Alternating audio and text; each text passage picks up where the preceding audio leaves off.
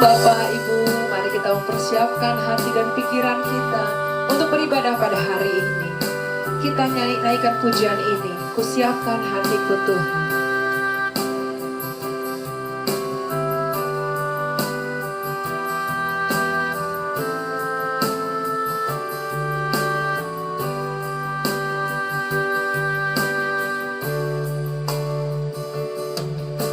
Siapkan hatiku Tuhan untuk dengar firman-Mu saat ini. Ku sujud menyembah-Mu Tuhan, masuk hadirat-Mu saat ini. Curahkan urapan-Mu Tuhan bagi jemaat-Mu saat ini. Ku siapkan hatiku Tuhan untuk dengar firman-Mu. Firman-Mu Tuhan, tiada berubah.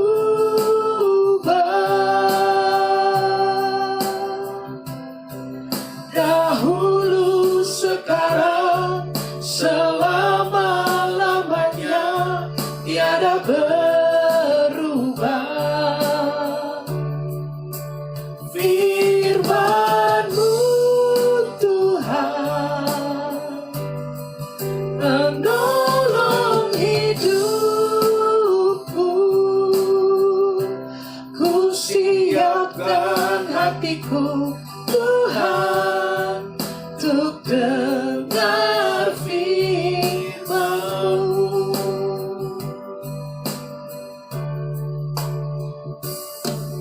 Ku siapkan hatiku Tuhan untuk dengar firman-Mu saat ini. Ku sujud menyembah-Mu Tuhan, masuk hadirat-Mu saat ini. Curahkan urapan-Mu Tuhan bagi jemaat-Mu saat ini. Ku siapkan hatiku Tuhan untuk dengar firman-Mu.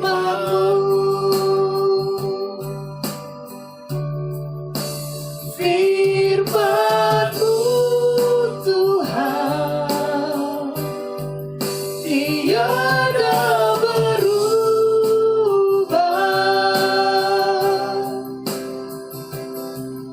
Dahulu, sekarang, selama-lamanya, tiada berubah. Firman-Mu Tuhan, menolong hidupku. Ku siapkan hatiku Tuhan untuk dengar firman-Mu. Bapak Ibu yang terkasih dalam Tuhan, sebelum kita mendengarkan firman Tuhan hari ini, mari kita berdoa.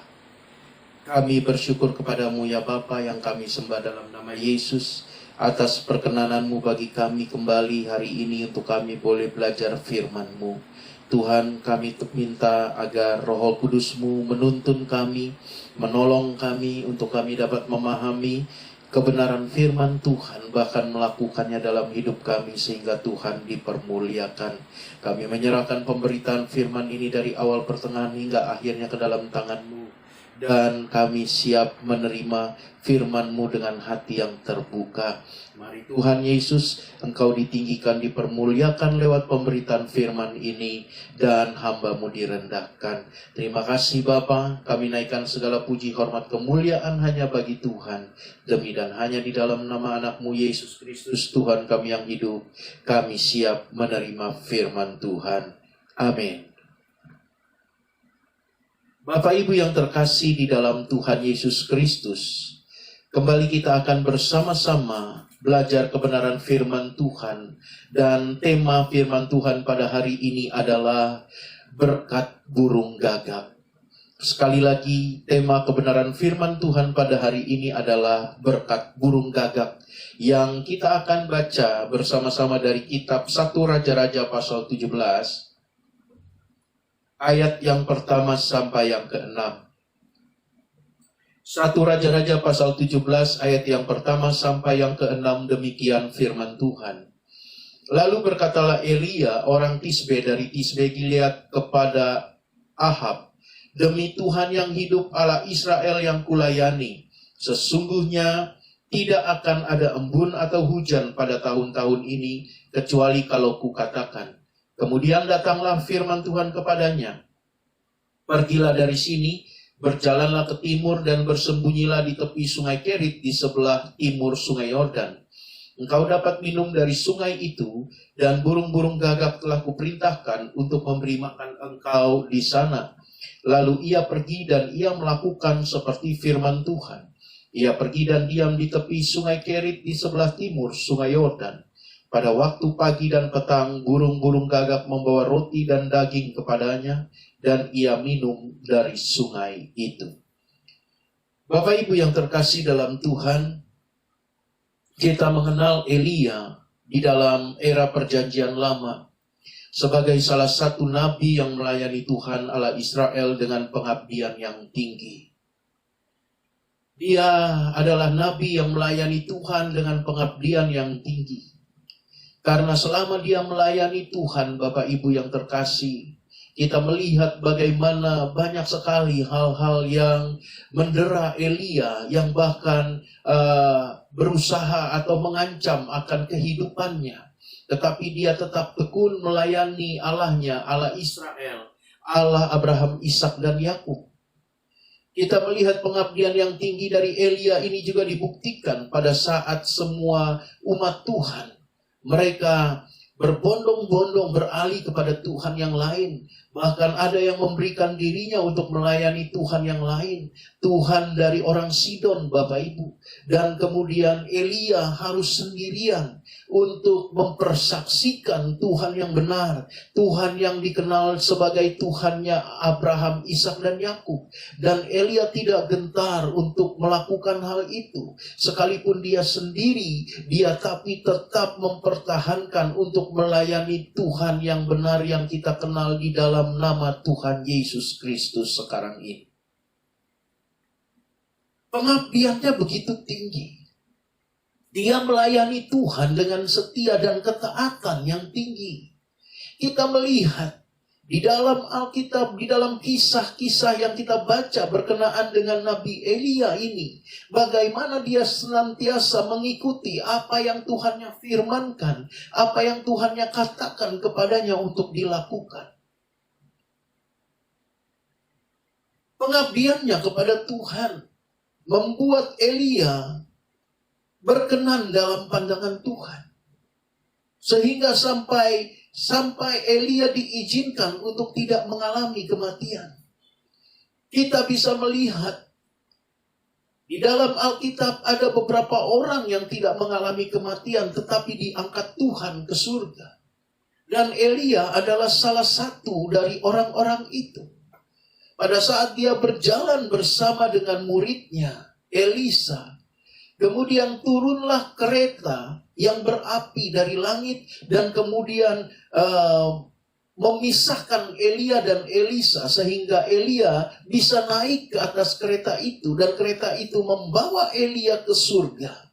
Kita bisa membaca kisah ini Bapak Ibu di dalam kitab 2 Raja-Raja pasal yang ke-2. 2 Raja-Raja pasal yang kedua di ayat yang ke-11 dikatakan demikian. Saya bacakan bagi Bapak Ibu. Sedang mereka berjalan terus sambil berkata-kata, tiba-tiba datanglah kereta berapi dengan kuda berapi memisahkan keduanya. Lalu naiklah Elia ke surga dalam angin badai. Bapak Ibu yang terkasih, kalau Elia tidak berkenan di dalam pemandangan Tuhan, hal ini tidak mungkin terjadi. Hal ini tidak mungkin terjadi. Hal ini hanya mungkin terjadi bagi orang yang dipandang berkenan oleh Tuhan. Tuhan tidak izinkan kematian, tetapi Tuhan angkat langsung ke surga. Dan ini sungguh luar biasa, Bapak Ibu. Saya yakin dan percaya, salah satu perhitungan Tuhan sehingga Elia pantas diperlakukan seperti ini karena pengabdiannya kepada Tuhan. Berbicara tentang pengabdian kepada Tuhan atau berbicara tentang melayani Tuhan, sering kita berpikir bahwa pengabdian kita kepada Tuhan mutlak harus diresponi Tuhan dengan hal-hal yang baik menurut pikiran kita.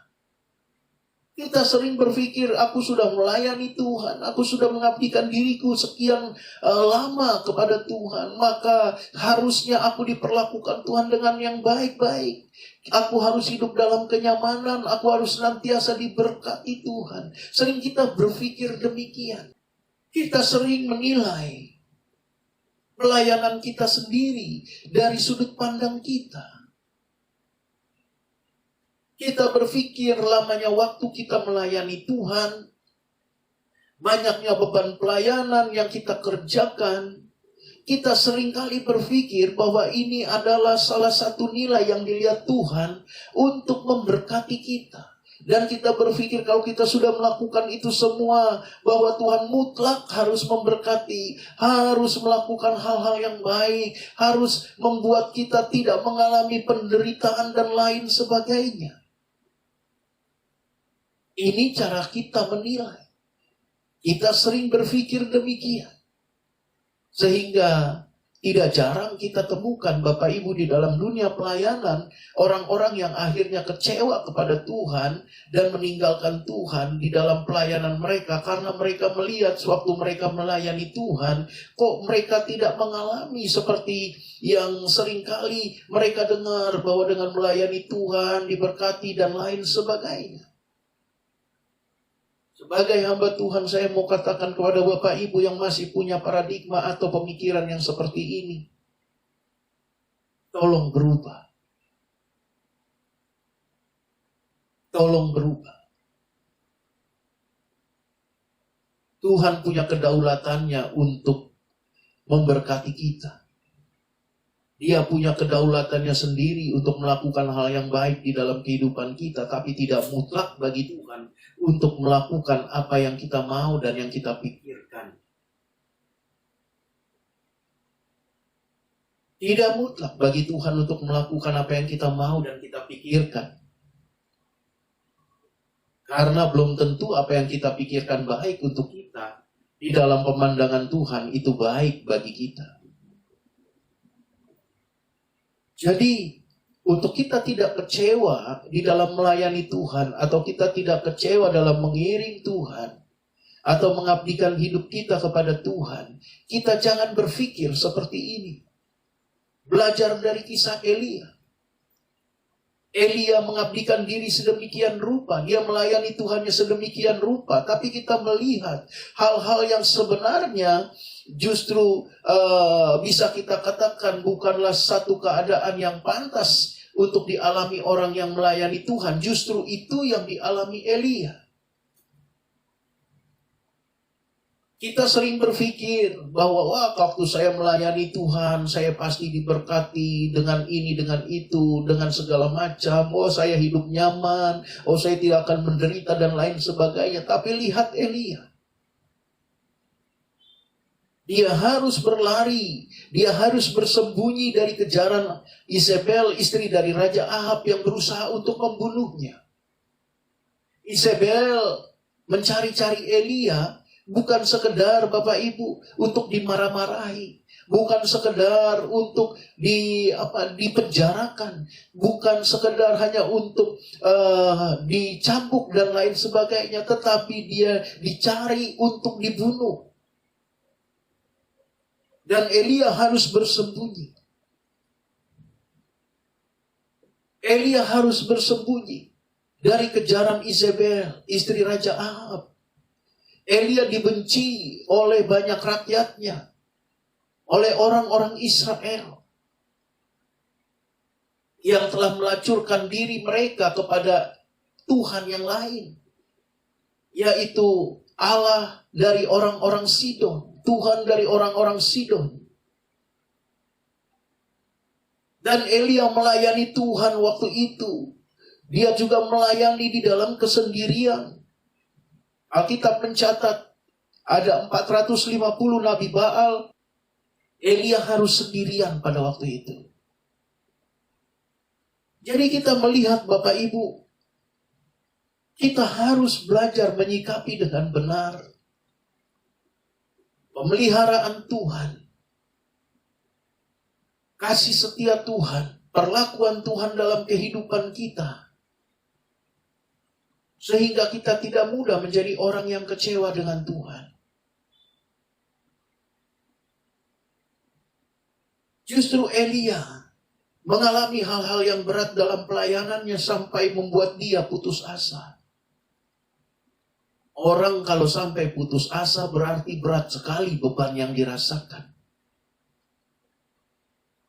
Kalau Elia sampai merasakan putus asa, Elia berarti merasakan berat sekali beban yang harus dia tanggung. Kalau Elia merasakan beban yang harus dia tanggung begitu berat, pertanyaannya, kemana Tuhan yang dia layani? Tapi ternyata itu tidak membuat Elia undur untuk melayani Tuhan, untuk mengabdikan diri kepada Tuhan. Mari belajar seperti Elia. Mari hari ini kita belajar untuk menjadi Elia-Elia di akhir zaman, yang tetap mengabdikan diri kepada Tuhan sekalipun hal-hal yang buruk kita alami dalam kehidupan kita. Elia sampai putus asa. Dia sampai minta Tuhan untuk membuat dia mati saja. Elia sampai minta Tuhan untuk dia tidak hidup. Coba kita lihat di dalam kitab 1 Raja-Raja yang ke-19. Bapak Ibu bisa lihat di sana bagaimana Elia minta Tuhan untuk membuat dia mati. 1 Raja-Raja pasal 19 ayat yang keempat. Demikian firman Tuhan. Tetapi ia sendiri masuk ke padang gurun sehari perjalanan jauhnya, lalu duduk di bawah sebuah pohon arar. Kemudian ia ingin mati, katanya. Cukuplah itu, sekarang ya Tuhan, ambillah nyawaku, sebab aku ini tidak lebih baik daripada nenek moyangku. Perhatikan kata ini, ambillah nyawaku, sebab aku ini tidak lebih baik dari nenek moyangku, dari keadaan nenek moyangku. Bapak Ibu perhatikan, sedemikian putus asanya Elia.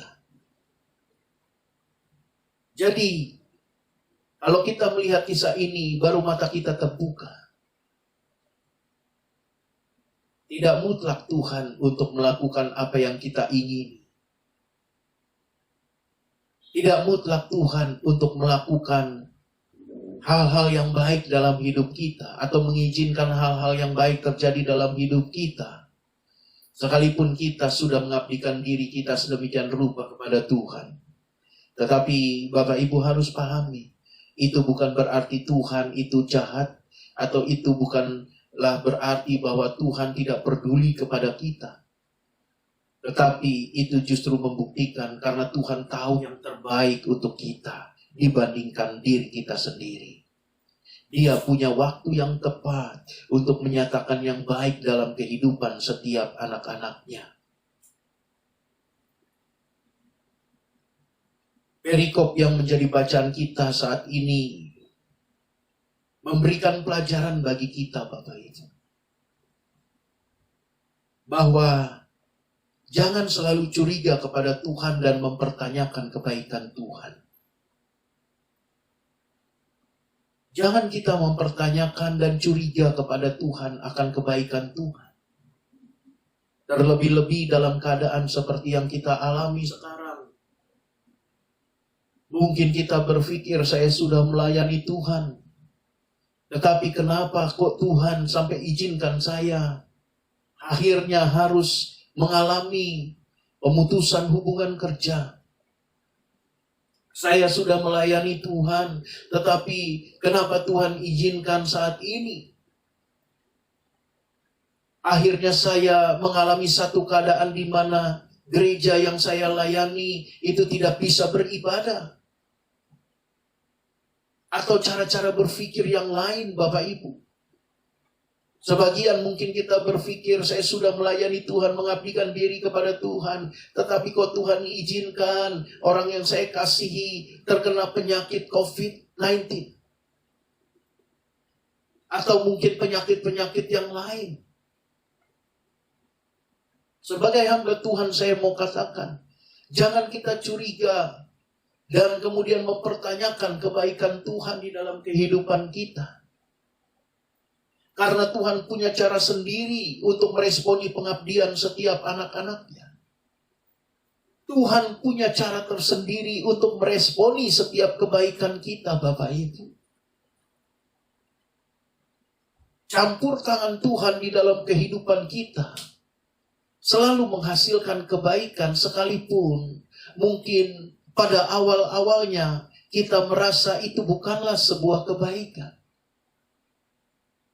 Jadi yang dibutuhkan adalah percaya bahwa Tuhan kita sanggup untuk melakukan hal-hal yang baik dalam kehidupan kita. Dia sanggup memelihara kehidupan kita dengan sempurna.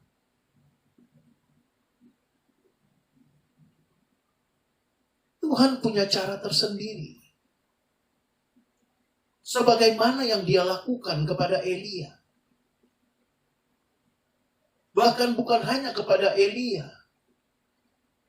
Dia lakukan juga kepada orang-orang yang dipakai Tuhan untuk memberkati hidup Elia. Contohnya janda di Sarfat.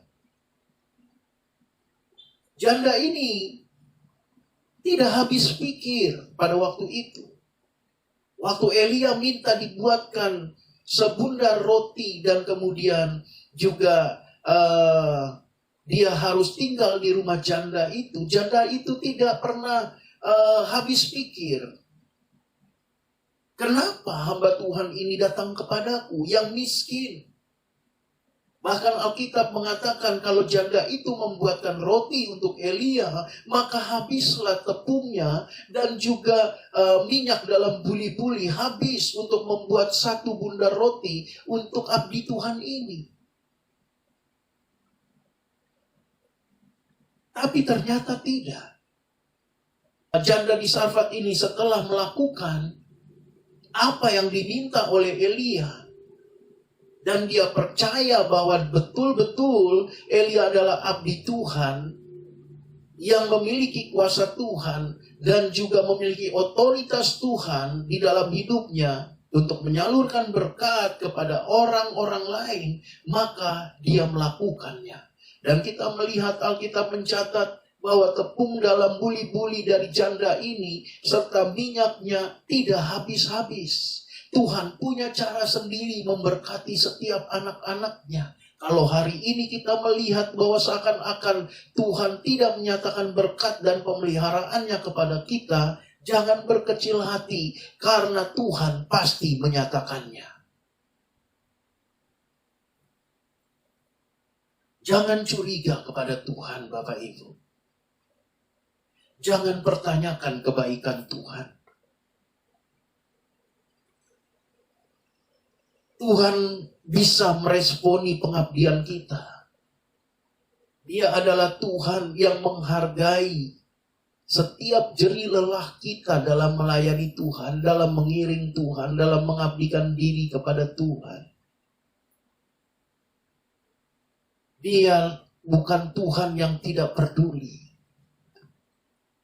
Dia bukanlah Tuhan yang menutup mata terhadap pengabdian kita. pelayanan kita, Dia pasti akan meresponi dan membalasnya sesuai dengan waktu dan kehendaknya. Dan waktu Dia menyatakan hal itu kepada kita, percayalah, kita akan merasa heran dengan segala kebaikan Tuhan. Sekali lagi yang dibutuhkan adalah percaya. Karena waktu Tuhan tidak pernah ada yang dapat memprediksinya. Tapi waktu Tuhan adalah yang terbaik bagi kita. Respon Tuhan yang terbaik bagi anak-anaknya sudah dinyatakan di kayu salib 2000 tahun yang lalu. Sebenarnya bagi kita anak-anak Tuhan, kalau kita berani mempertanyakan atau curiga dengan kebaikan Tuhan, kita adalah orang-orang yang saya bisa katakan sungguh tidak pernah menyadari kebaikan Tuhan. Karena Bapak Ibu yang terkasih, respon dari kebaikan Tuhan sudah kita terima, yang terbesar dan yang terbaik dalam hidup kita. Pada saat Dia menyerahkan dirinya di atas kayu salib 2000 tahun yang lalu. Dan Dia mengatakan, ya Bapa, ampunilah mereka sebab mereka tidak tahu apa yang mereka perbuat. Perkataan itu bukan hanya untuk orang-orang yang menyalibkan Yesus, tetapi untuk kita semua yang ikut menyalibkan Dia dengan berbagai kesalahan, pelanggaran, dan dosa-dosa kita. Dan itu yang terbaik yang Tuhan berikan. Kalau nyawanya saja Dia berikan untuk kita,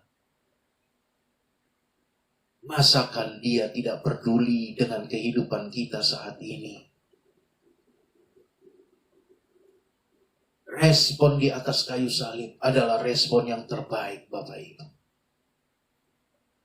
Firman Tuhan di dalam Matius 16 ayat 26 mengatakan, untuk apa kita memiliki seluruh isi dunia ini tetapi kalau kita harus kehilangan nyawa kita?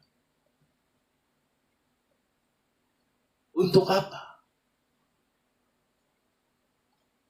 Karena yang terpenting bagi Bapak, Ibu, dan saya bukanlah berbicara eksistensi kita di dalam dunia ini, tapi eksistensi kita kelak setelah kematian, yaitu apakah kita ada bersama dengan Bapa di dalam kerajaannya, atau kita ada bersama dengan iblis dan antek-anteknya di dalam lautan api yang menyala-nyala. Jadi jangan curigai Tuhan, jangan pertanyakan kebaikan Tuhan, karena kebaikannya sudah dinyatakan bagi kita sekalian 2000 tahun yang lalu di atas kayu salib. Kisah dalam perikop ini membukakan mata kita, Bapak Ibu. Kisah bagaimana Elia di dalam kitab 1 Raja-Raja pasal yang ke-17 tadi. Dan ayat yang pertama sampai ayat yang ke-6. Waktu Elia dipelihara Tuhan lewat seekor burung gagak di tepi sungai Kerit. Kisah ini membukakan mata kita bahwa Tuhan bisa memberkati kita dengan cara apapun. Tuhan bisa berkati kita dengan cara apapun. Jadi jangan pernah takut, jangan pernah bertanya apakah kita masih bisa merasakan berkat Tuhan di dalam keadaan seperti saat ini. Di dalam keadaan dunia yang saat ini sedang dihantui oleh sebuah penyakit, oleh sebuah virus yang bernama COVID-19 itu. Yang akhirnya berimbas ke berbagai aspek kehidupan manusia. Khususnya berbicara tentang ekonomi. Tuhan sanggup memberkati kita, sekalipun kita ada dalam keadaan yang seperti ini. Karena Dia Tuhan yang sanggup memberkati kita dengan cara apapun dan dalam keadaan yang bagaimanapun. Bapak Ibu harus percaya ini. Burung gagak yang memberikan Elia makan. Setiap pagi di dalam ayat yang ke-6 dikatakan burung gagak membawa roti dan daging kepadanya. Setiap hari Bapak Ibu pada waktu pagi dan petang. Burung gagak itu dalam kebudayaan Yahudi dikenal sebagai lambang pertanda buruk. Artinya, Tuhan bisa memakai apa yang dipandang buruk untuk kebaikan kita. Orang boleh mengatakan kita sedang ada di dalam keadaan yang buruk, tetapi orang tidak bisa untuk memberhentikan berkat Tuhan turun dalam hidup kita. Terserah apa kata orang dengan keadaan yang sekarang. Tapi belajar dari kisah Elia, burung gagak yang dipandang sebagai pertanda buruk oleh orang-orang Yahudi, yang menjadi lambang dari sebuah kegagalan, dari sebuah malapetaka, akhirnya dipakai Tuhan untuk memberkati Elia dengan roti, memberkati Elia dengan daging, dan ini dilakukan pagi dan petang. Artinya Elia tidak pernah kelaparan. Mari Bapak Ibu yang terkasih, Tuhan sanggup memberkati anak-anaknya dengan cara-cara yang tidak terduga. Burung gagak ini juga berbicara bahwa Tuhan sanggup memberkati dengan cara yang tidak kita duga. Saya yakin dan percaya tidak pernah terbersit di dalam benak Elia. Sekalipun waktu itu Elia sudah sekalipun pada waktu itu Tuhan sudah memberitahukan kepada Elia di dalam ayat yang kedua, di dalam 1 Raja-Raja 17 ayat yang kedua dikatakan, kemudian datanglah firman Tuhan kepadanya, pergilah dari sini, berjalan ke timur dan bersembunyilah di tepi sungai Kerit di sebelah timur sungai Yordan. Ayat yang keempat, engkau dapat minum dari sungai itu, dan perhatikan, dan burung-burung gagak telah kuperintahkan untuk memberi makan engkau di sana. Waktu Tuhan memberitahukan kepada Elia bahwa dia akan perintahkan burung gagak memberi makan Elia, saya yakin sebelum Tuhan memberitakan itu kepada Elia, tidak pernah terbersit di dalam benak Elia kalau Tuhan akan memakai burung gagak untuk memberkati dia. Ternyata Tuhan memakai hal yang tidak diduga. Karena burung gagak berbicara tentang sebuah kegagalan. Burung gagak itu berbicara adalah sebagai lambang pertanda yang buruk di dalam kehidupan orang Yahudi. Elia tidak pernah menduga hal ini. Belajar dari kisah ini kita bisa mengambil sebuah kebenaran. Tuhan sanggup memberkati Bapak, Ibu, dan saya dengan cara yang tidak terduga. Dengan cara yang tidak terduga. Karena dia Tuhan yang sanggup memberkati kita tanpa berkeputusan.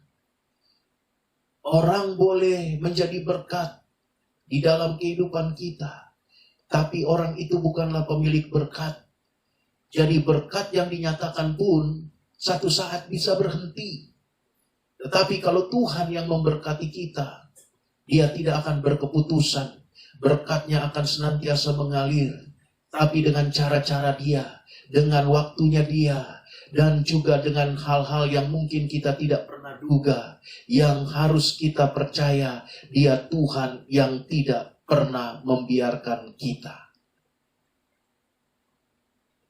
Jadi Bapak Ibu yang kekasih dalam Tuhan, pahami hal ini.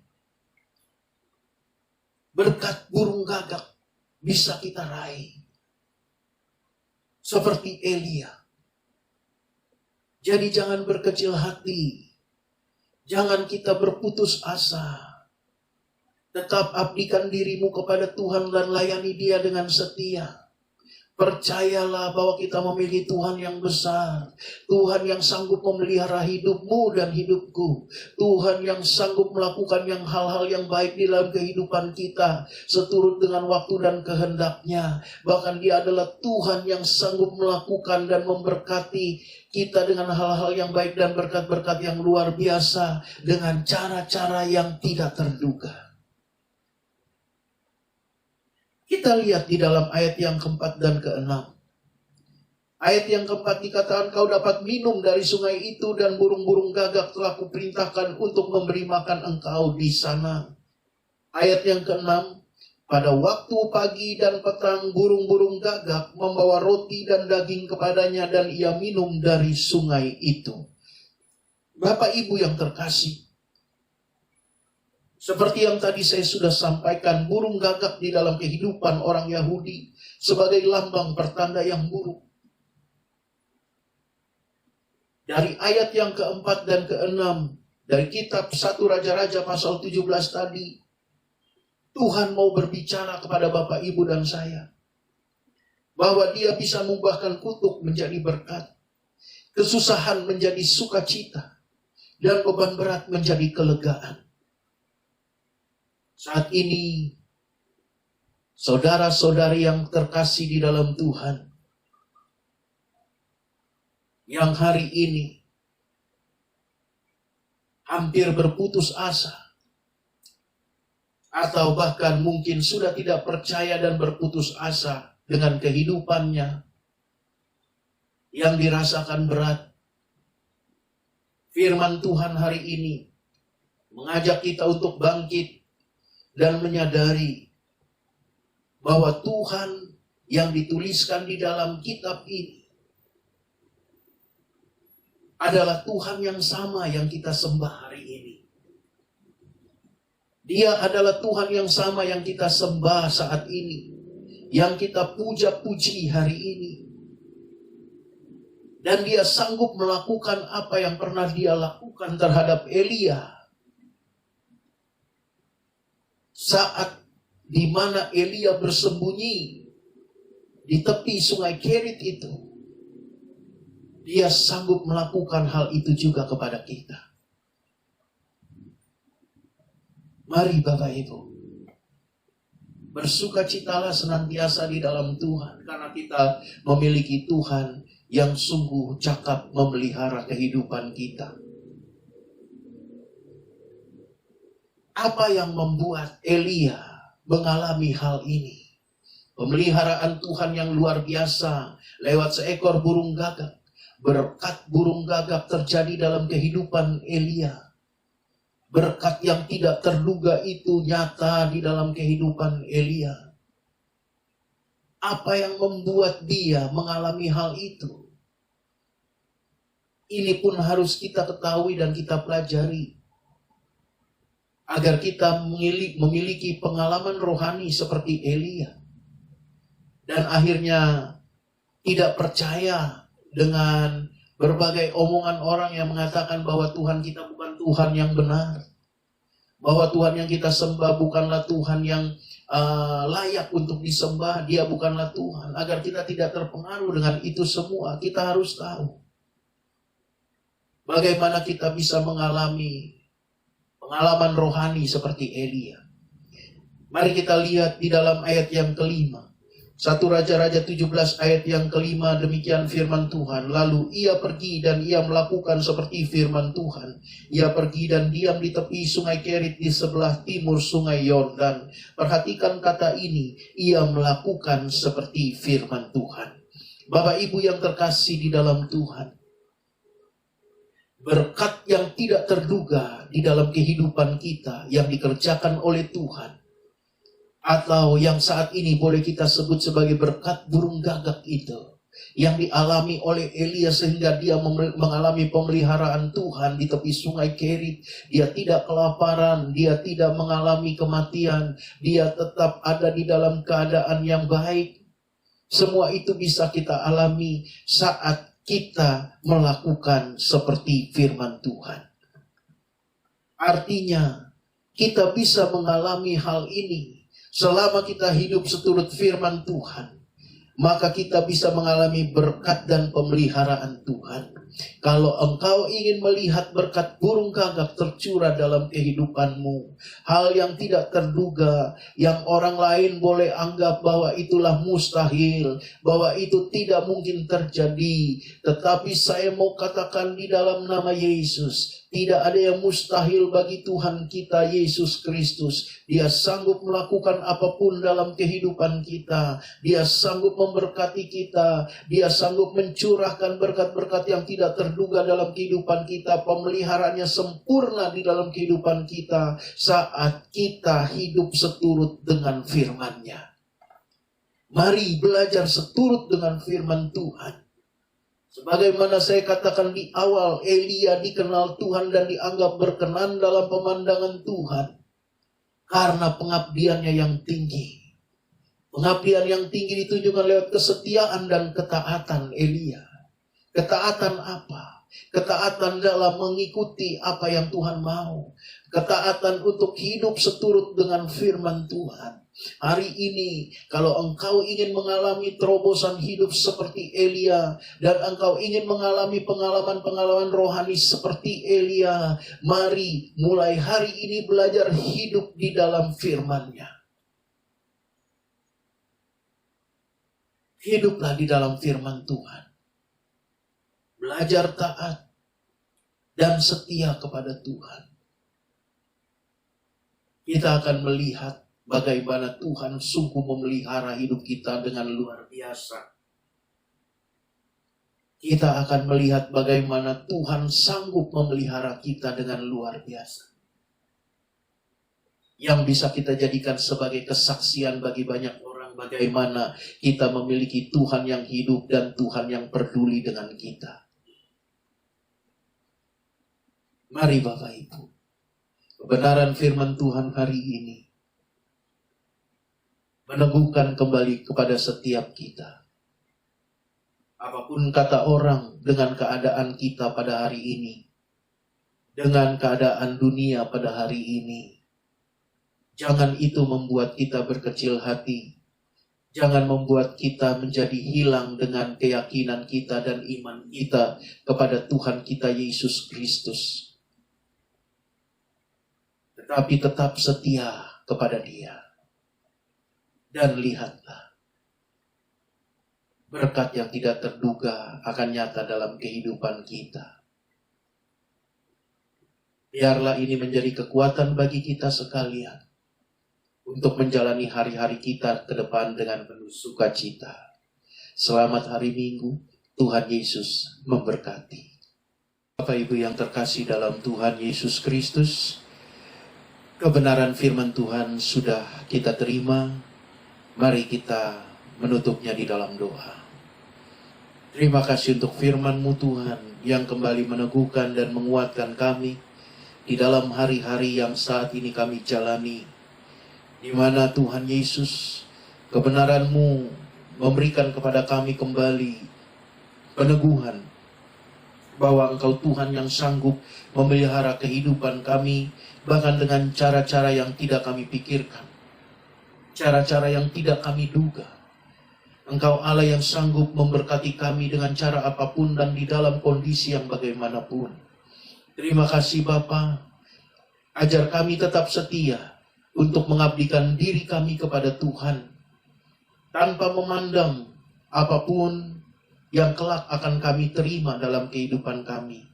Karena hal yang terbesar, hal yang sangat luar biasa, yang Tuhan kerjakan dalam kehidupan kami sebagai respon-Mu bagi kami Bapa, sudah kami terima, yaitu pengorbanan-Mu di atas kayu salib yang melayakkan setiap kami untuk mengalami keselamatan dan kehidupan yang kekal bersama Tuhan. Terima kasih Bapa yang baik, kami bersyukur. Terima kasih Bapa, teguhkan firman-Mu dalam hati kami dan mampukan kami melakukannya. Di dalam nama Yesus kami berdoa. Amin. Ibu yang terkasih dalam Tuhan Yesus, mari kita responi firman Tuhan yang kita terima hari ini dengan menaikkan pujian ini.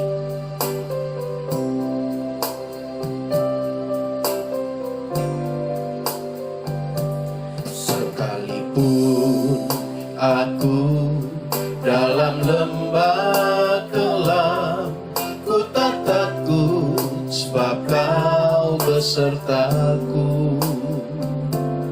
Sekalipun badai topan datang menerpa, ku ku tak gentar sebab kau di sisiku. Aku percaya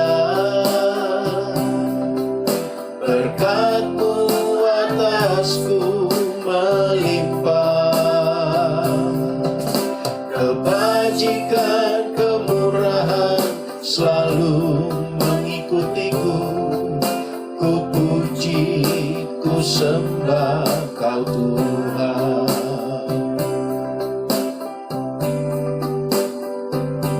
Sekalipun aku dalam lembah gelap, ku tak takut sebab Kau besertaku. Sekalipun badai topan datang menerpa, ku tak gentar sebab Kau di sisiku. Aku percaya, aku percaya berkat-Mu atasku melimpah, kebajikan kemurahan selalu mengikutiku. Ku puji, ku sembah Kau Tuhan. Haleluya. Sebab Engkau Tuhan, Engkau Allah yang senantiasa memberkati. Engkau Tuhan yang setia, Tuhan yang tak pernah mengecewakan kami. Aku percaya berkat-Mu atasku melimpah, kebajikan kemurahan selalu mengikutiku. Ku puji, ku sembah Kau Tuhan. Bapak Ibu yang terkasih dalam Tuhan, usai sudah ibadah kita pada hari ini, kita akan menutupnya di dalam doa serta menerima berkat yang Tuhan sudah persiapkan bagi kita semua. Mari kita berdoa. Kami berterima kasih atas kebaikan Tuhan di pagi hari ini yang telah kembali Tuhan memberikan kepada kami pemahaman yang baru bahwa Tuhan Engkau sanggup memberkati kehidupan kami dengan cara-Mu yang bahkan tidak masuk di dalam pikiran kami. Kami bersyukur memiliki Allah yang selalu memperhatikan kehidupan kami di dalam kondisi dan situasi apapun. Itu sebabnya kami percaya bahwa kami sungguh-sungguh senantiasa diberkati. Terima kasih Bapa, bahkan hari ini kami membuka hati kami untuk menerima berkat yang Tuhan sudah persiapkan bagi kami. Saudara-saudara yang terkasih dalam Tuhan Yesus Kristus, permata hati Tuhan, sekarang arahkan hatimu kepada Tuhan dan dengan iman terimalah segala berkat dan rahmat dari Allah Bapa di surga, cinta kasih daripada Tuhan kita Yesus Kristus, penghiburan kekuatan daripada Allah Roh Kudus, kiranya turun dalam kehidupan kita, menyertai kita senantiasa, menjadikan kita pribadi yang kuat dan setia di dalam Tuhan, hari ini, esok, sampai Maranatha. Yesus datang kedua kali menjemput kita sekalian. Semua kita yang menerima berkat Tuhan katakan, Amin. Selamat hari Minggu. Tuhan Yesus memberkati.